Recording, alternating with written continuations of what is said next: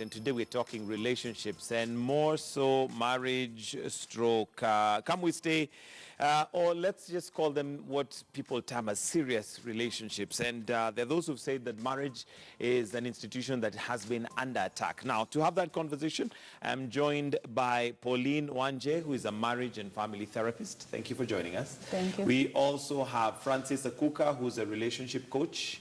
And last but not least, there's Moffat Kago, who's a psychologist and also a lecturer at Park University. Pleasure. Thank you for joining us. Now, let me start with you, Pauline, as a marriage and family therapist. Do you agree with those who say that marriage is under attack? Personally, I wouldn't say it's under attack. It has always been under attack, even in the olden days. It's only that we seem to be having issues around marriages, and this is just normal. Have the issues increased with, what we'd call modernization? Yes, because technology is advancing, and similarly, marriages should advance with technology. So there are issues that maybe in the olden days that were not there.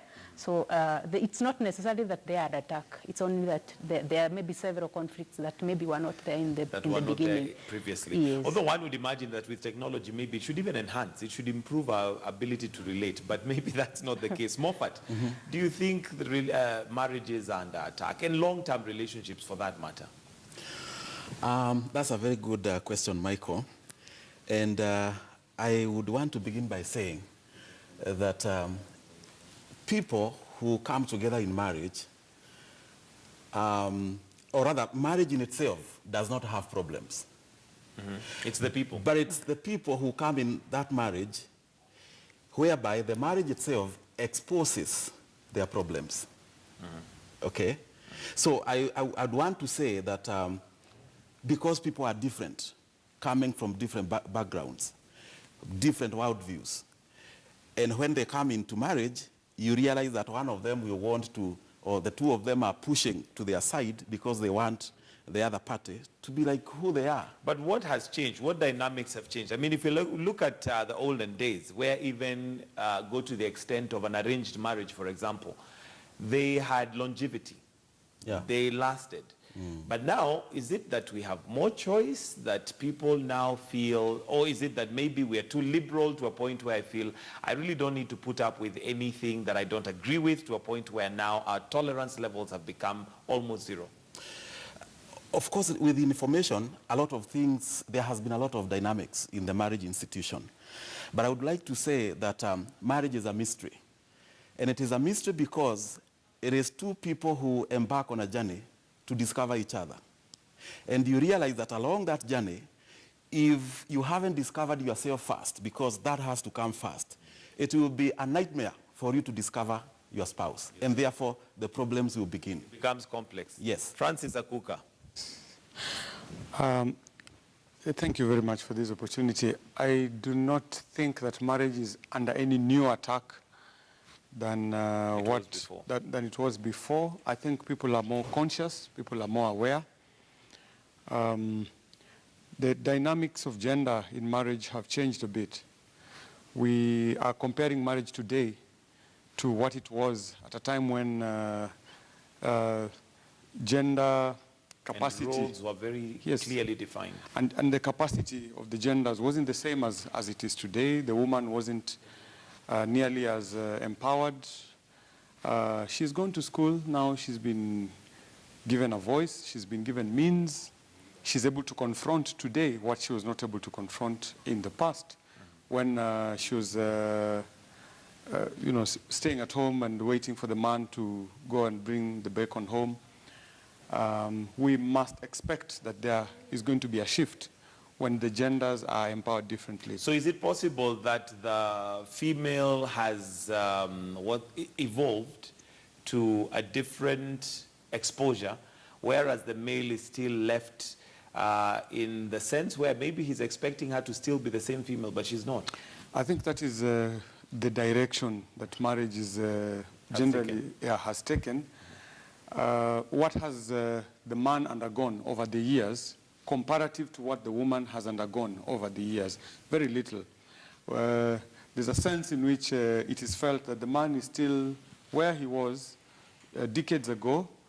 There's not been any effort to empower him to understand the changing times with any new facility, any new knowledge, and so on. So I think he's dealing with a woman who is a little more aware and has options that she did not have in the past. You cannot expect marriage to remain as it was, because that's the comparison. Pauline, that brings an interesting aspect here, because one of the complaints that even as we were preparing this, that we had from a small sample of people that we picked, is that there are very few women who are wife material. Do you agree with that? I wouldn't totally agree with that. And like Akuka has said, gender roles that were so explicit in the beginning have changed. Women have become so empowered. Women have gone back to school. You know, they are doing very well. So the society looks at this empowered woman and thinks this is not wife material. It's not that they cannot be wife material. It's because of changed perceptions. That's what I would think. And then what would be, maybe I'll ask Moffat for that, what in your thinking as a male species, as we are referred to, is wife material?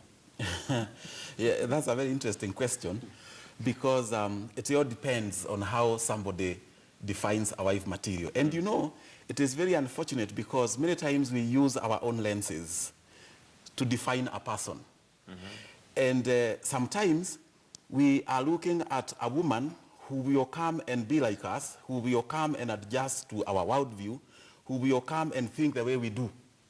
And you know, that is a very big mistake, because I think that the best thing that a man ought to do is, number one, I would want to say that a lot of men have not discovered the need that they want to fulfill by having a woman. They don't know the need.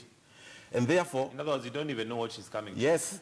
And when I'm conducting premarital classes, I ask you know, my clients, what need do you seek to fulfill by having this woman? And you realize many men will just begin to stagger. They do not have an answer to that. Now, the moment you do not discover the need that you have for a woman, you will keep saying and whining and complaining that there are no wife materials. But now, what needs are there apart from the obvious? I mean, what other needs are there? I know there's companionship. Yes. There's procreation. Yes. What other needs are we talking about? You know, this is very profound. You know, the whole essence of marriage is to make the other partner become a better version of himself or herself. Now, part of the needs that you need to discover as a man is the vacuum that you have that needs to be filled by this woman. Where are you struggling? What kind of a support would you want? It could be emotional, it could be in different aspects. But you realize that many men around there, outside there, they actually do not even know what they are missing. You know, the personal vacuum that they are having that can only be filled by that woman. And we keep talking about companionship, we talk about sex, we talk about many other things. And you realize that that is a very insignificant ingredient of what makes a marriage. The most important thing is for us to discover what is it that we need them to come to do to us so that we can become better versions of who we are. Because marriage is about transition. Transition. Yes. Akuka, is that uniquely a man's need, or is it both species, let me not call them species, but both sexes that come together to fulfill each other's needs? Because I've also had a narrative that the only way to come and have a lasting relationship is for you, first of all, to come complete. The other person cannot complete you. It's generally understood that girls, when they are born, they grow up with a checklist from when they're very young. They have a notion in their mind of Prince Charming, yes, who's going to come on a horse. Yes.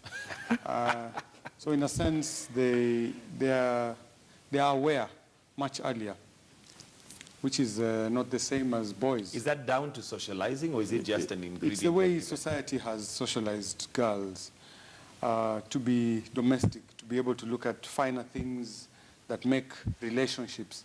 And so women are more relational, because of the way they've been cultured. From a much earlier age, men are people of the field, you know. Men are generally wired to do tasks alone, figure out stuff, you know, come back with results. So a time comes when a man needs to become relational. And unfortunately, I think men start much later to figure out what, like my brother has said, what do I need to settle? What do I need to become an improved version of myself? And sometimes they don't do it at all, up to the time they are getting into the relationship. So yes, from my experience and my interaction with men my age, younger and older, I can conclude safely that it is more of a man's problem, self-awareness, and especially in relation to what a marriage requires, what a lifetime with a partner who is fundamentally different from the way I am requires. So men are staggering a bit. They are stumbling onto these things, and hence what I do, most of my work is revolves around creating that awareness. It is one thing to say men do not have it. It's another to actually help. Help and help them achieve it. Yes. Pauline, Yes. for the benefit of men out there who possibly have got this notion that the women that we have in today's age are not wife material, and there are reasons they'll give you. Maybe it could be reasons that are valid or not valid. What is it that one should be looking out for when they're looking for a future, well, somebody to live with or to have as their significant other? One thing that I would want to put clear is, when you're looking for a partner, when you're looking for a marriage partner, the issue is, I'm looking for that Mr. Right. I'm looking for this Miss Right. But the question is, are you the right person for this other person? Because until, like he has said, until we get to know what our needs are and what is that we want to achieve in marriage, until we know what is that we are looking for, we may not get it in the other person. So what I would like everyone to know, men, women together, is if you are looking for a Mr. Right, if you are looking for a Miss Right, then you need to be right with yourself. Yes. But what is right to yourself? Because it seems like a very nice thing to hear to the ear, but is it something that I can understand and now literally live and say, I am right? What is right? For example, you know what you want to achieve in a marriage. For example, many marriages are not working today because of unmet expectations. Correct. Because maybe you want to marry me because of who I am maybe in my career. But when you get into marriage, maybe I change and become a wife that you are not expecting. So creating that awareness, getting to understand who you are and what you are looking for, I think that's the most important part to start. Okay. Moffat? And if I may add something on what she is saying, this Mr. Right and Miss Right that we keep talking about, we forget it doesn't exist. And we forget that the right woman or the right husband is somebody who is like in a quarry. You need to go there, dig them up, and you begin to make them become right. Some of us, if you looked at us some years back, I am sure that many people would not have called us Mr. Right or Miss Right because of the way we were. You didn't fit the bill. You didn't fit that description. But unfortunately, nowadays, both men and women are coming with a very long shopping list of what they want. Actually, it's more of a wish list. Yes, it's a wish list. And they don't know that your work is to develop this man, is for this man to develop this woman, so that some few years down the line, we look at you and we see you have indeed become a better version of yourself, more than what you are. So this thing of Mr. Right, it doesn't exist. Okay, and that being the case, Francis, question then would be, not everybody can be the right fit for the other person, in terms, especially with that description he has given. Not everybody can go to that query and get everybody out. There needs to be a certain level of patience, tolerance. So what is that one ingredient that one needs for you to know that this is the right person? Yes, there are going to be challenges. Yes, we are not coming from the same background, so we are likely to see things from a different lens. But what's the one thing that now cements you and makes sure that you stay together?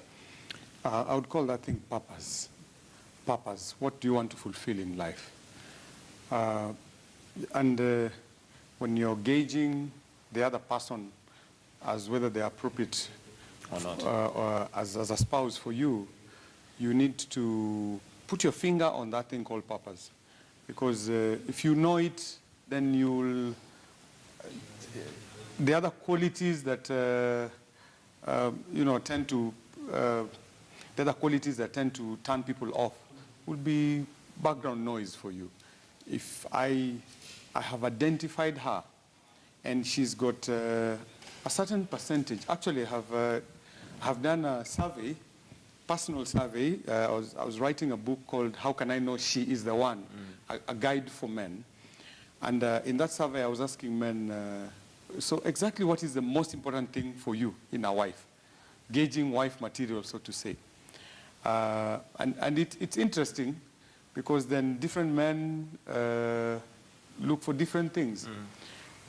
And there lies the solution. What is that thing that if you get, then these are the qualities that are lacking will be less threatening to you. Once you put your finger on that thing, then you really have got it right. And what I would like to say is, you will never find somebody who has 100% of the qualities you're looking for. Because neither are you 100% of what that person is looking for.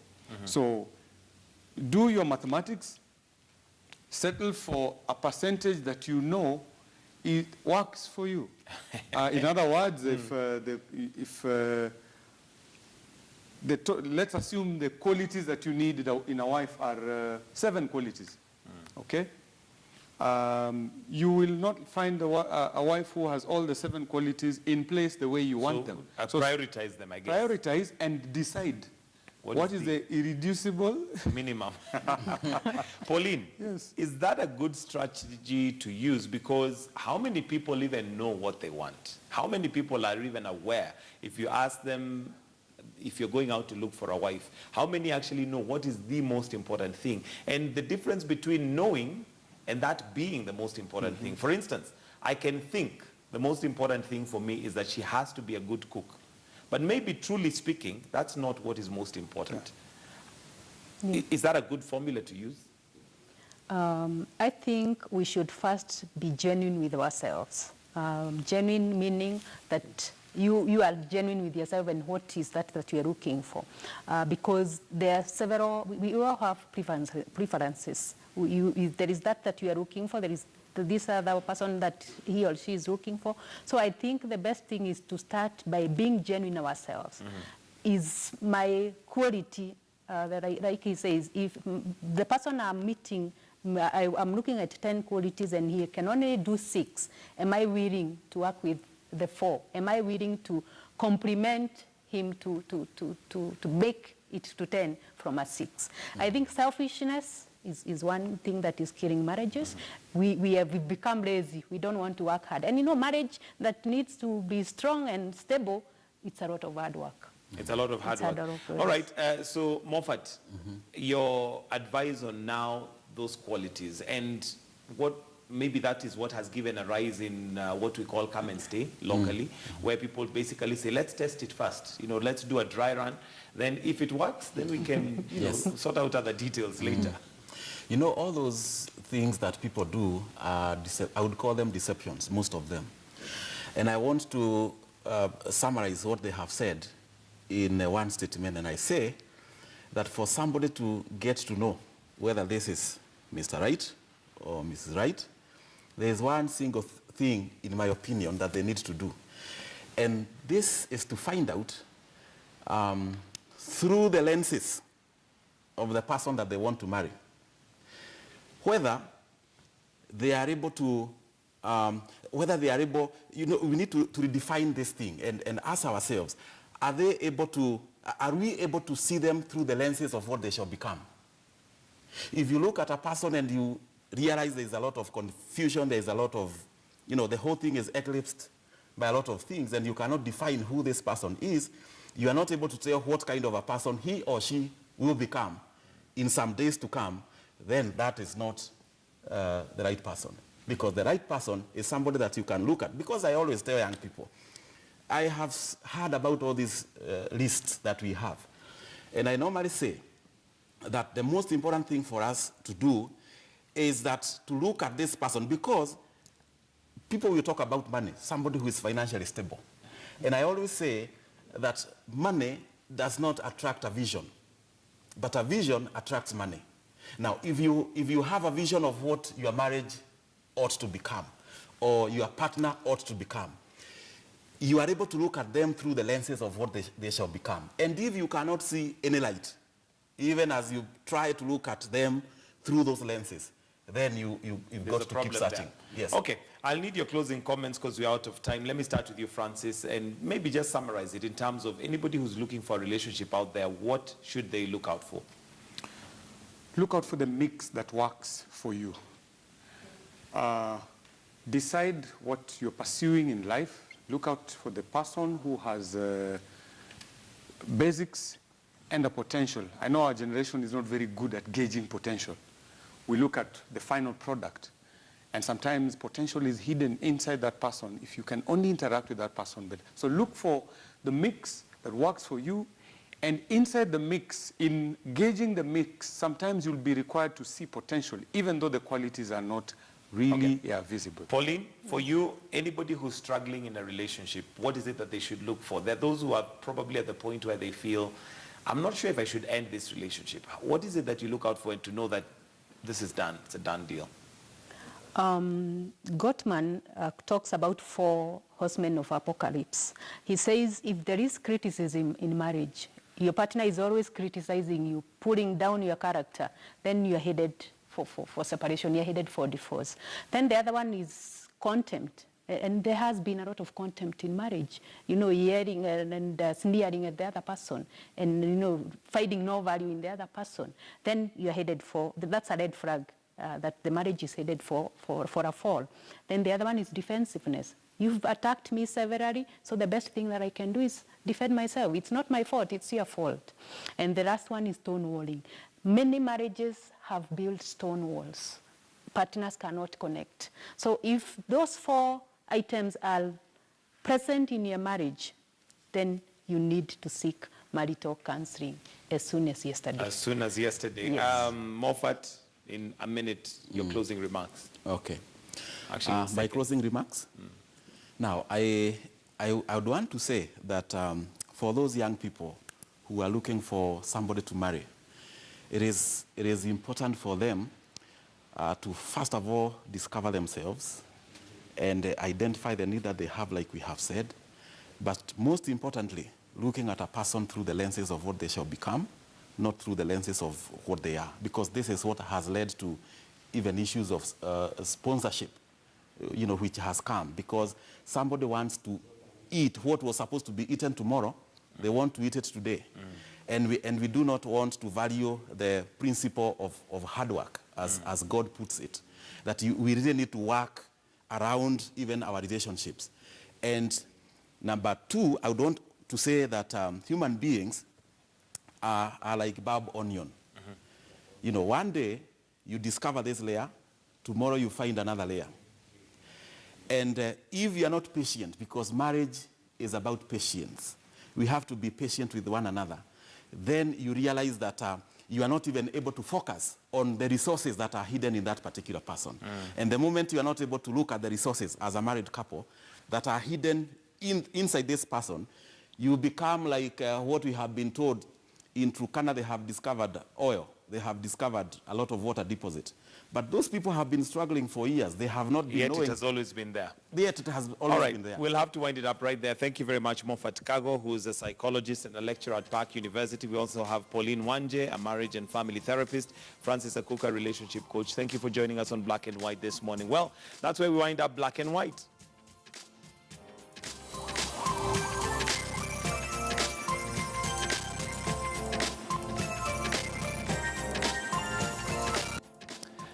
All right, and well, this is where we wind up the show. But before that, just to read some of your feedback that has been coming through, and in regards to our question this morning, where we wanted to know if members of parliament are worth, or the value that they give deserves a pay rise. And this is what you have to say. Chris Makodhiambo says, not at all. Kenyans are already overburdened by taxes from legislation passed by the very MPs themselves. We have Kiprono Lagat, who says that, let me see, they are not even ashamed of themselves asking for pay hike at this point in time when the common man is already overburdened by the government itself. We'll have to wind it up right there. Keep the conversation going on online, and thank you for joining us this morning on Morning Express. This is where we wrap it up and wish you all a fantastic and a wonderful day. Do take care of yourselves and each other. God bless.